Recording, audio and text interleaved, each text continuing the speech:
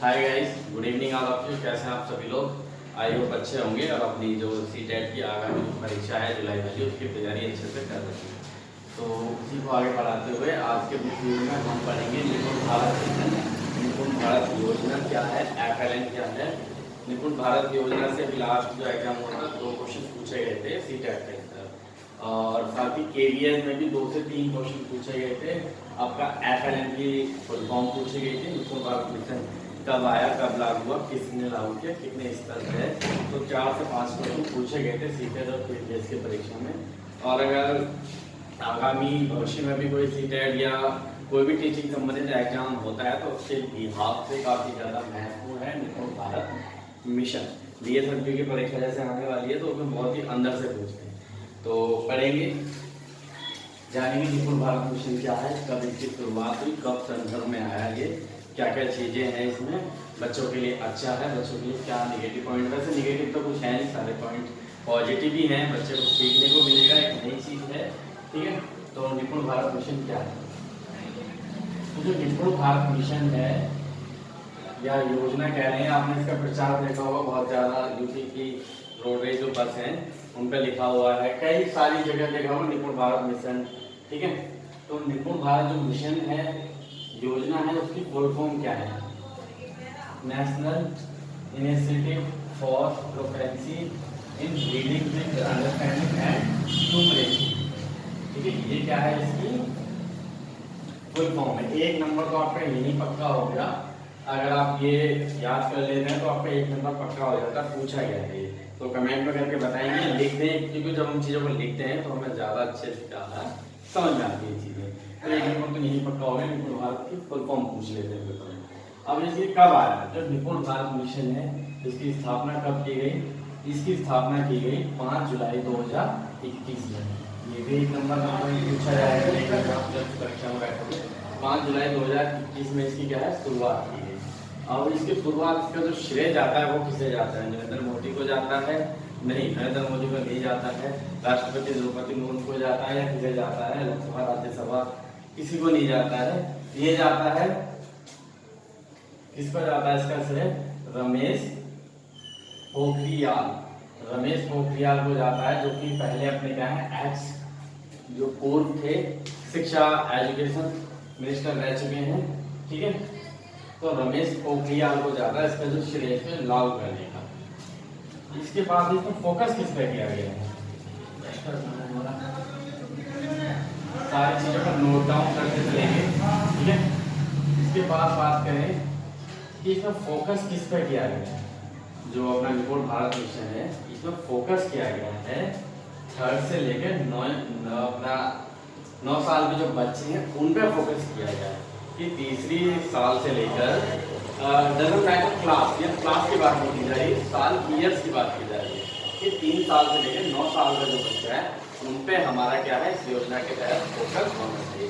Focus क्या होना चाहिए उसमें बात की गई है कि 3 साल से 9 साल तक के बच्चों को संख्या का ज्ञान होना चाहिए, पढ़ना लिखना उसे आना चाहिए। ठीक है, अभी पार्ट किसका है? तो ये पार्ट अपना है NEP 2020, जो राष्ट्रीय शिक्षा नीति है अपनी 2020, उसका ही पार्ट है ये। ठीक है, किसका पार्ट है? न्यू एजुकेशन पॉलिसी का ये पार्ट है। जो न्यू एजुकेशन पॉलिसी है उसमें जो शैक्षिक स्तर है यानी ढांचागत जो है उसमें बात की गई है किसकी? 5334 यानी 5 3 3 4। ठीक है, ये क्वेश्चन में पूछा गया था, मैं खुद देने गया था, तो ये भी पूछा गया था एग्जाम के अंदर। इस शैक्षिक स्तर क्या है NEP जो है अपना 2020 के अंदर, तो ये याद रखना 534 याद रखना है आपको, बीच में 3 और लगा देना है, तो ये आपको पक्का हो जाएगा। 1 नंबर का ये क्वेश्चन है। इसके बाद जो पुरानी जो अपनी 34 साल जो रिप्लेस किया है, किसको रिप्लेस किया है? 2020 जो एजुकेशन पॉलिसी है उसने जो है रिप्लेस किया है, वो क्या है अपना 1986 की जो एजुकेशन पॉलिसी थी, इससे पहले 1966-68। ठीक है, तो किसे रिप्लेस किया है? रिप्लेस किया 1986 वाली, उसमें क्या था 10+2। अब 10+2 में तो हम सारे जो पढ़े हुए हैं 10वीं की, उसके बाद हाई स्कूल, उसके बाद क्या था इंटरमीडिएट। लेकिन अब चेंज हो चुका है, कई राज्य ऐसे हैं जिन्होंने लागू कर दिया है। एमपी में लागू हो चुकी है, जैसे कि राष्ट्रीय शिक्षा नीति, हिमाचल में लागू हो चुकी है। तो कई सारे ऐसे प्रदेश हैं जिनमें एजुकेशन पॉलिसी लागू हो चुकी है। एक मिनट जरा, ठीक है।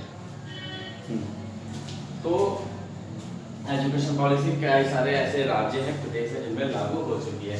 हम सारे जो पढ़े हुए हैं, हमारी जो एजुकेशन कंप्लीट हुई है 10+2 में से हुई है। हम लोग पहले हाई स्कूल, उसके बाद क्या है 11वीं में जाके हमें स्ट्रीम ली, आर्ट लेंगे, कॉमर्स लेंगे या क्या लेंगे। लेकिन एनईपी के अंदर क्या है, अगर आपको क्या है बदलाव, काफी सारे बदलाव किए हैं एनईपी के अंदर भी। पिछली वीडियो देखिएगा, एनईपी के ऊपर लास्ट ईयर बनाई हुई थी मैंने, जब भी लागू हुई थी। तो काफी सारी चीजें आपकी क्या है उसमें कवर हो जाएंगी। मैनेजमेंट पॉइंट पे वीडियो बनाता हूँ मैं, आई होप आप सभी ने देखा हो। तो उसके बाद में क्या है, मेन पॉइंट था जो एनईपी थी जो 2020 वाली, वो मेरे हिसाब से अच्छा ये था उसमें, जैसे कि हमने 12 किया, 12 के बाद क्या है 12th में ही हमें एक स्ट्रीम मिलती थी, उसके अंदर साइंस होती थी, कॉमर्स होती थी, आर्ट होती थी। लेकिन अब क्या है मिली जुली हो चुकी है। आप हिंदी के साथ इंग्लिश पढ़ सकते हैं, हिंदी के साथ इंग्लिश, वाणिज्य विज्ञान या कोई भी सब्जेक्ट मिला जुलाकर क्या है कंबाइंड पढ़ सकते हैं। तो ये बहुत अच्छा एक पॉइंट है, क्योंकि हम लोग साइंस साइड से डरते थे कि हमें विज्ञान तो पसंद है, लेकिन उसके साथ मैथ ऐड हो जाता था, कई सब्जेक्ट और ऐड हो जाते थे, उनसे हमें क्या था हेल्प होता था। तो उस चीज़ का एक अच्छा पॉइंट मानता हूँ। इसके बाद में है जैसे कि मान लो अभी क्या है इसमें एजुकेशन कॉलेज में 1 साल के लिए क्या है सर्टिफिकेट दिया जाएगा, 2 साल के लिए आपको डिप्लोमा दिया जाएगा, 3 साल के लिए अलग दिया जाएगा, 4 साल के लिए डिग्री दी जाएगी। अगर बीच में छूट जाती है तो आप उस पर कंटिन्यू कर सकते हैं। टॉपिक से पता कराएंगे इसमें एजुकेशन पॉलिसी नहीं पढ़ा रहा हूँ मैं क्या पढ़ा रहा हूँ आपको, निपुण भारत मिशन पढ़ा रहा हूँ। तो निपुण भारत आई होप इधर का पॉइंट सारे क्लियर हुए होंगे आपको, ठीक है। तो ये कौन सी एज के लिए है, 3 से लेके और अपना ये है, ठीक है, 3 से लेकर 9 साल तक के बच्चों के लिए ये क्वेश्चन भी आया हुआ है, ठीक है। अब बात करेंगे लेफ्ट राइट में एफएलएन क्या है, आपने जाना निपुण भारत मिशन क्या है, फुल फॉर्म जानी। इसके बाद में क्या है एफएलएन आया कौन, एफएलएन जो है निपुण भारत के पार्ट है। एफएलएन देखने को मिल जाएगा और लेकिन एफएलएन आया कहां से, एफएलएन जो है निपुण भारत के अंदर का एक पार्ट है। फाउंडेशन लिटरेसी एंड न्यूमरेसी, यानी क्या है साक्षरता और क्या है संख्यात्मकता। क्या है बच्चों को क्या है पढ़ना आना चाहिए और बच्चे को साथ में क्या आना चाहिए लिखना आना चाहिए, ठीक है। तो उसमें जोड़ दिया गया एफएलएन का, ये फुल फॉर्म हो गया आपकी किसकी, एफएलएन की आपकी फुल फॉर्म होगी every child achieve the desire, पढ़ना लिखने की दक्षता प्राप्त हो सके। क्या है अगर आप जाने की थी तो एक क्या कह सकते हैं एक साक्षर व्यक्ति उसे ही कह सकते हैं जिसे क्या पढ़ना और लिखना आता हो। तो इसी में उसी की बात की गई है कि every child achieve the desire, पढ़ना व लिखने की दक्षता क्या है आनी चाहिए 3 से लेकर 9 साल तक के बच्चों की, ठीक है, पढ़ना दक्षता प्राप्त कर सके। और इसका जो मिशन रखा गया है, मिशन यानी उद्देश्य, इसका उद्देश्य किसका अपना निपुण भारत का। तो 2026 ये भी आपका एक पॉइंट बनता है। तो 2026 भी क्वेश्चन में पूछा गया है, तो ये आपको याद रखना है। 1 नंबर का क्वेश्चन ये है आपका 2026, आपको क्या है माइनस सेट कर लेना है कि कब तक लक्ष्य क्या है।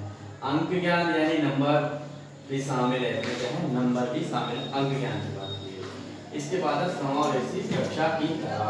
समावेशी कक्षा कौन सी होती है जिसमें सभी बच्चों क्या है समावेश हो, जिसमें आपके दिव्यांग बच्चे हों, ज़्यादा चालाक बच्चे हों, होशियार बच्चे हों और कमजोर बच्चों, सभी बच्चों को मिला जुलाकर जो शिक्षा दी जाती है उसे कहते हैं समावेशी शिक्षा बोलते हैं। समावेशी शिक्षा जो है आपका लाइन बहुत प्यारी, समावेशी शिक्षा क्या है अपना संस्कृति को बढ़ावा देती है और हाँ विविधताओं को बढ़ावा देती है। क्योंकि एक समावेशी शिक्षा के अंदर कोई जैसे झारखंड से है, कोई दिल्ली से है, कोई अपना केरल से है, तो हालांकि ठीक है, तो वो सारे कहीं अगर मिल जाए, अलग अलग संस्कृति के लोग एक क्लास में वो पढ़ रहे हैं मान लो, तो क्या है एक दूसरे के बारे में जाने की। हमारे यहाँ फेरी चलती है एनसीईआरटी में, जो फेरी हमारे यहाँ तो अपना मेट्रो चालू हो चुकी है, हमारे यहाँ तो लोकल ट्रेन है, हमारे पास तो कुछ है ही। तो विविधताओं को सब सेलिब्रेट करती है और हमें क्या हस्तपरक गतिविधियों द्वारा बच्चों को मनोरंजन गतिविधियों द्वारा पढ़ाने और लिखने की क्या की गई है बात की गई है। तो जो मेन पॉइंट है यही सारे पॉइंट हैं और ज़्यादा कोई मेन पॉइंट नहीं है। और क्या है डीपली पढ़ लो तो डीपली ज़्यादा नहीं जाना है, जो मेन पॉइंट है वो यही है, ठीक है। तो आई होप आप लोग देख सकते हैं। इसके बाद में स्तर की बात कर लेते हैं। हाँ, स्तर इसमें जो है कितने स्तर हैं, इसमें 5 स्तर की बात की गई।